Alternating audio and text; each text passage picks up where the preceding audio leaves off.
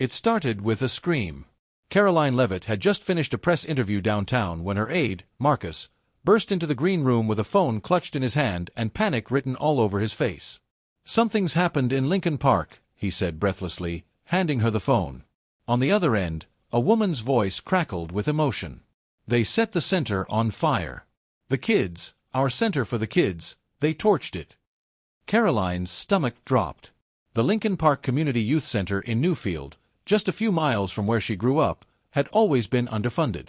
She had visited it once during a campaign photo op and hadn't thought much about it since. But now, it wasn't a backdrop, it was a crisis. That night, she canceled her appearance on a national talk show, ignored the calls from GOP donors who were furious about the optics, and drove herself across town in an old black Chevy with tinted windows. Lincoln Park was a different world. The sidewalks were cracked. Streetlights flickered or didn't work at all. The corner store had been boarded up since last fall. The murals that once brightened the community had started peeling, faces of black poets and jazz legends now faded by time and indifference. As she stepped out of her car, the air was thick with smoke and frustration. A crowd had gathered around the charred remains of the youth center. Firefighters were packing up. Police were standing awkwardly at the edges, unsure whether to step in or stay back. The tension was sharp, like glass underfoot. Karoline could feel eyes on her as she approached, suspicious, tired, defensive. She wasn't wearing a suit, just jeans and a gray hoodie. Still, her face was recognizable enough to set people whispering. A woman with a soot-smeared jacket blocked her path. "What are you doing here?" she asked flatly. Karoline didn't flinch. "I came because I heard what happened. I want to help." "Help?" the woman scoffed. "You mean another press op?" "No cameras," Karoline said. "No speeches. Just, tell me what you need." The woman looked her over, assessing. Her name was Charnel Boyd, a single mom who ran the center's after-school music program. She didn't trust politicians. She'd watched them promise everything and deliver nothing. But something about Karoline's face, nervous, genuine, unguarded, made her pause. "You really want to help?" Charnel said. "Fine. Grab a box." And just like that, Karoline was carrying crates of melted books and ash-caked instruments, her boots soaked in the fire hose runoff. She didn't try to talk politics. She didn't mention her platform. She just moved, silently, alongside the people who had lost something real. As the night wore on, the mood shifted.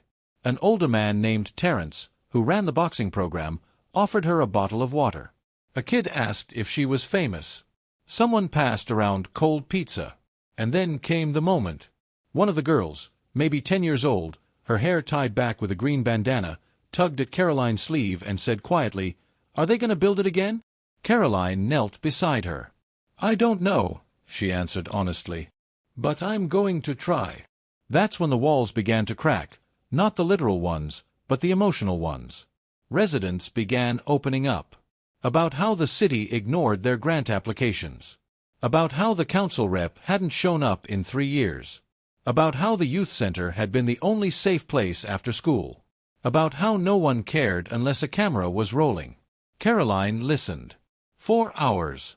By the time the sun began to rise, she was sitting on the curb beside Charnel and Terrence, her clothes smudged with soot, her voice hoarse. "I can't fix everything," she said. "But I can promise you this, I'll come back. Not with speeches. Not with flyers. With blueprints." And for the first time, Charnel believed her. Because she hadn't come with a microphone. She had come with her hands. The backlash came fast. By the time Karoline left Lincoln Park the next morning, her phone had blown up with texts, emails, and voicemails from every direction. Her campaign manager, Brent, was furious. "You canceled Fox and Friends to pick up garbage in a burned-down rec center? Do you know how bad that looks to our base?" Karoline stared out the window of her car, still parked on a side street. Her fingers were raw from carrying boxes the night before. Her shoes were ruined. She didn't care. "What base?" she asked quietly. "The one that tells kids in Lincoln Park they're not worth saving?" Brent didn't respond. He was good at spin, not moral clarity. Later that day, the headlines began to circulate. Karoline Leavitt appears in inner city after arson attack, but was it political theater? Republican firebrand goes rogue, outreach or optics. Local community divided on Leavitt surprise visit. Some call it too little, too late. Karoline read them all. She didn't try to deny the optics. She knew how it looked. Blonde, conservative, high-profile candidate steps into a majority-black neighborhood after a tragedy. It had the stink of opportunism. Except it wasn't that. Not to her.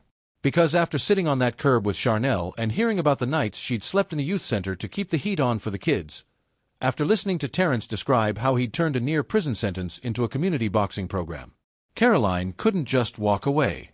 So she didn't. She went back. Every afternoon that week, she drove back to Lincoln Park.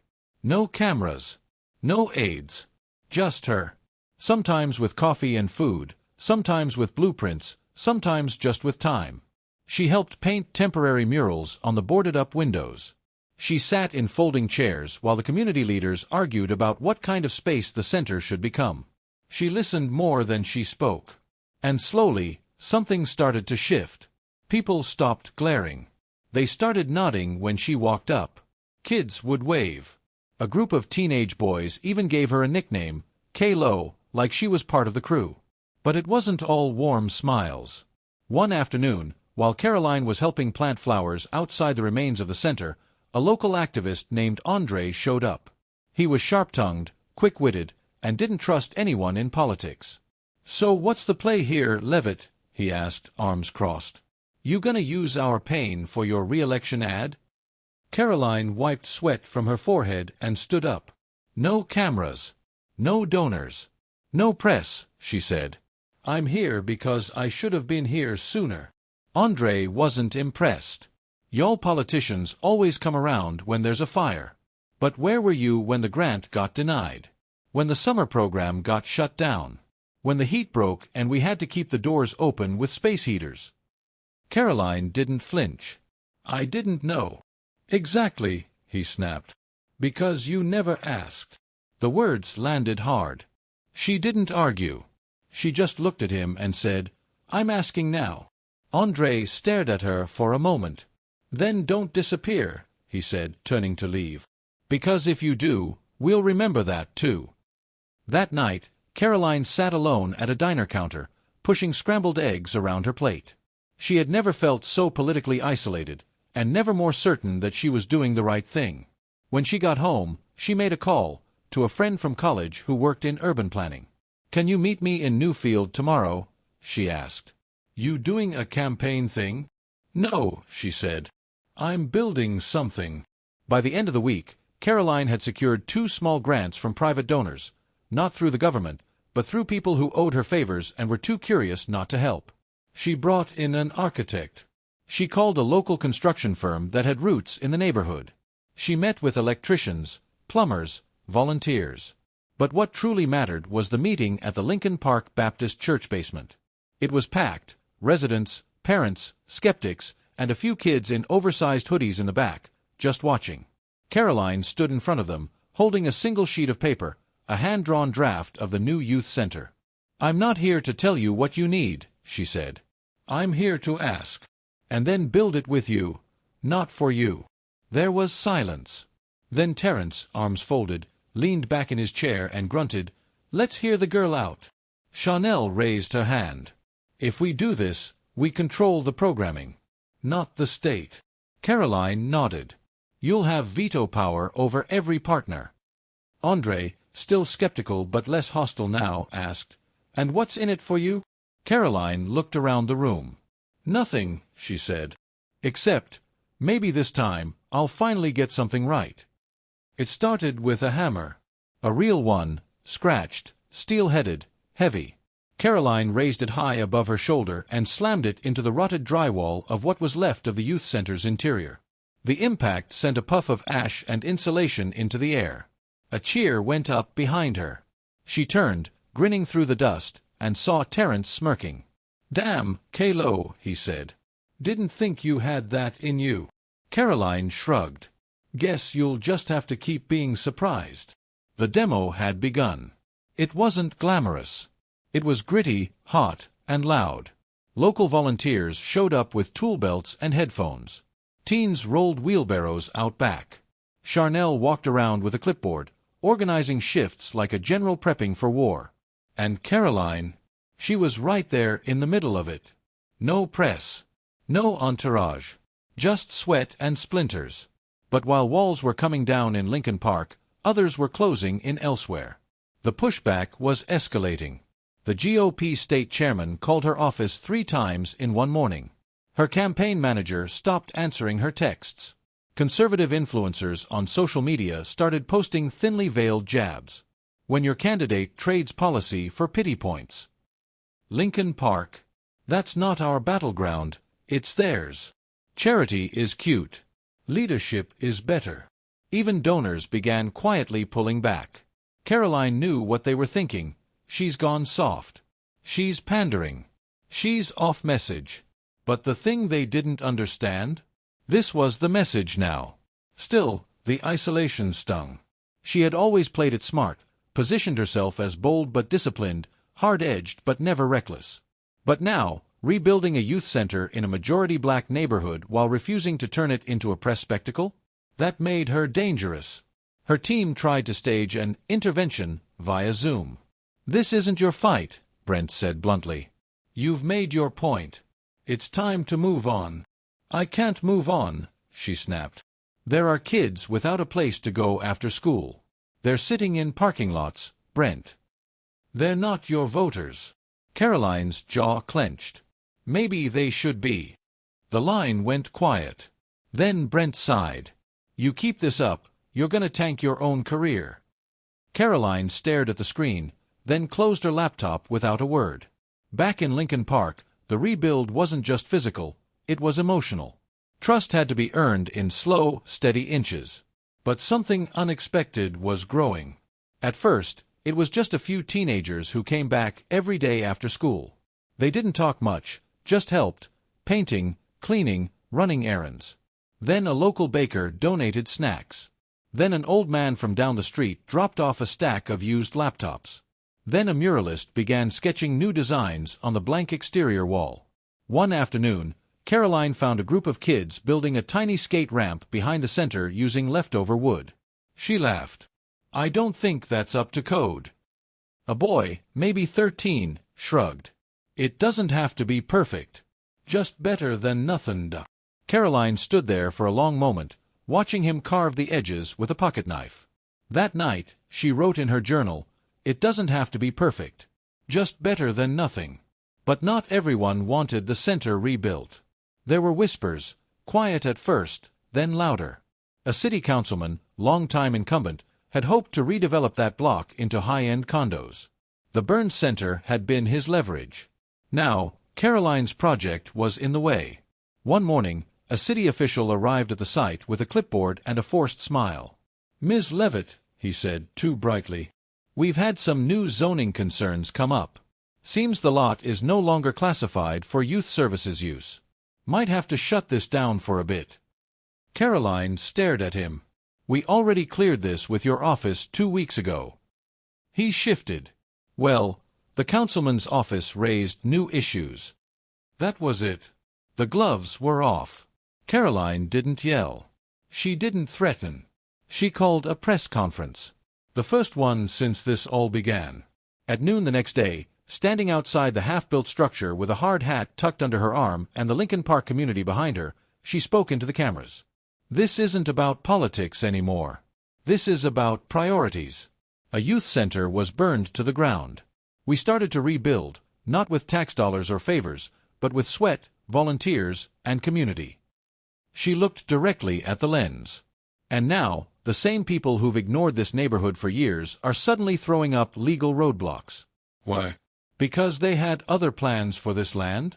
Because it doesn't fit their vision of progress? Let them say that out loud. I dare them. The clip went viral. Not just in New Hampshire. Not just with her base. Nationwide. People who didn't even know who she was began to share the speech. Not because she was a Republican. Not because she was trying to be woke. But because it was rare to see a politician get her hands dirty, and mean it. But the councilman wasn't finished. 2 days later, the construction site was vandalized. Paint splashed across the mural in progress. The ramps destroyed. Laptops stolen. Windows smashed. Karoline showed up before sunrise. The neighborhood was silent. Charnel was already there, tears in her eyes, sweeping up glass with a broken broom. Karoline knelt beside her. "I swear to you," she said, voice trembling, "they won't stop us." And from behind them a voice said, "No, they won't." It was André. Then Terence. Then the baker. Then the muralist. One by one, they showed up. And Karoline realized something. The center wasn't just being rebuilt. She was. The center opened at exactly 10 a.m. No ribbon cutting. No parade. Just steel doors unlocking and people flooding in. Karoline was already inside, clipboard in hand, checking wiring, door hinges, Wi-Fi signals, making sure nothing fell apart on day one. She wore jeans, boots, and the same sweatshirt from the first night she showed up. Her hair was tied back. No makeup. She looked like any other volunteer. By noon, the place was packed. The gym echoed with gloves slapping heavy bags. Kids lined up at the computer lab. Music thumped through a new speaker system, half the volume blown but loud enough to keep energy high. Karoline moved room to room, answering questions, fixing things. A faucet handle came loose. She found a wrench. The projector glitched. She unplugged it, restarted. Someone asked if they could host a poetry night. She handed them a marker and pointed to the calendar. André appeared in the hallway. He didn't say hello. Just handed her a folded paper. "What's this?" she asked. "You'll see. Don't open it yet." Before she could ask more, he was gone. An hour later, someone grabbed her arm. "Come to the rec room. Now." She walked in, and the whole damn neighborhood was there. Packed shoulder to shoulder. Even the skeptical ones. Parents. Teachers. Teens who used to hover in the back corners, now standing front and center. André stepped forward with a mic. "You all know what this place used to be. Forgotten. Broken. Burned." He looked at Karoline. And then she showed up. No speech. No check. Just hands. Work. Every day. Even when they tried to shut it down. Even when they vandalized it. She kept going. He held up the folded paper. Karoline Leavitt didn't come here to talk. She came here to build. Applause erupted, real and loud. Then Chanel stepped up. She held something behind her back. Wood. Laser carved. She turned it around. It was a plaque. Rough. Handmade. But bold. Lincoln Park Youth Center. Rebuilt with her. Protected by us. Presented to Karoline Leavitt, the one who stayed. Charnel walked it over and put it in Karoline's hands. Karoline didn't speak at first. She just held it, jaw tight, blinking fast. Then she looked at the crowd. "I didn't come here to be thanked," she said. "I came here because no one else did." She raised the plaque once, then lowered it. "This building, it's yours, not mine. I'm not the face of this place. The people are." Then she stepped back. Simple. No pitch. No branding. Just the truth. Outside, a crowd was gathering in the street. A DJ was spinning. People were grilling on the sidewalk. Music bounced off the brick walls. Kids were laughing. Teenagers were smiling. Grown men were hugging each other. Someone handed Karoline a lemonade. She took one sip, set it down, and got back to work fixing a jammed door hinge. Later, a reporter showed up and tried to get a quote. Karoline shook her head. "Come back next week. When it's just a youth center again."